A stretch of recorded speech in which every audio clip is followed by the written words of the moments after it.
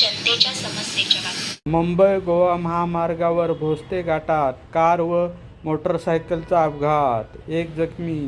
दिनांक 16/1/2026 रोजी सकाळी 11:30 वाजता चिपळूण येथून पुण्याच्या दिशेने जात असलेल्या मोटरसायकल क्रमांक MH17DH5306 गतिरोधक न कळल्यामुळे फोर व्हीलर कार क्रमांक MH08AG2363 या गाडीवर पाठीमागून मोटरसायकल आदळून हा अपघात झाला आहे. या अपघातात मोटरसायकल चालक जखमी आहे.